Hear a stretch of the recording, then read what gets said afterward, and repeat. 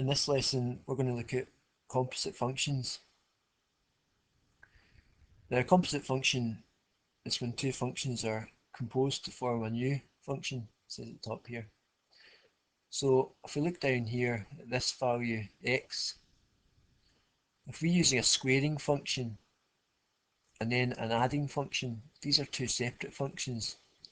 We could say one's called f of x and the other one g of x. And if you combine the two functions together, you get a new function, which is x squared add 5, and that would be called h of x. Hence, h of x would be composed of these two functions, f of x and g of x.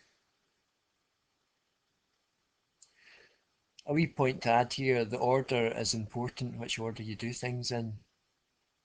If I added 5 to x first and then squared it, I would end up with this function here instead of the one above. So how do we write this new function h of x that's composed of the two separate functions? Well, we write it h of x equals g of f of x. That would be the one at the top here. So you would do f of x inside the brackets first, and then you would do g of x, which would be add 5. Again, this is how it would look in this type of notation, and it's read g of f of x. That's how you would read that. So this function h gets you from a all the way to c. The two separate functions, first one's f, you would carry out, and then you would do the g to get to c. That would be the same as doing h. So an example below, write h of x equals x squared take away 3 is a composite of two functions, f and g. Well, the first function there is the squaring function, and the second function is taking the value you've got and taking away 3 from it, so x take away 3. To understand composite functions and to understand inserting a function inside another, we can go back to just putting a value into a function, which is really just substitution. So we'll look at these three examples first.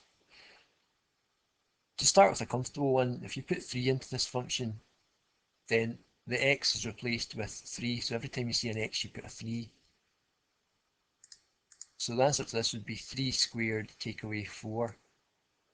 3 squared is 9, if you take away 4 you get 5. But if I'm putting a function inside another function, I wouldn't be dealing just with numbers, I would be dealing with letters. So if I put 2y into this function here, then the same idea happens as with 3. You put 2y in place of the x, you substitute x for 2y. So this would be 2y bracket squared, and then you would take away the 4 here. Important to put the 2y in brackets because it's all being squared, not just the y. So that would be 4y squared take away 4, 2 squared and y squared. And again, the same idea, you can replace anything into the function. Any function can be substituted into this function. So 1 over x, if we substitute 1 over x up here, you're going to have 1 over x all squared and then take away 4. So 1 over x squared, take away 4, multiply the brackets out, so square them. So you square the top number and square the bottom number. So 1 times 1 is 1, and x times x is x squared. So you're going to have 1 over x squared, take away 4.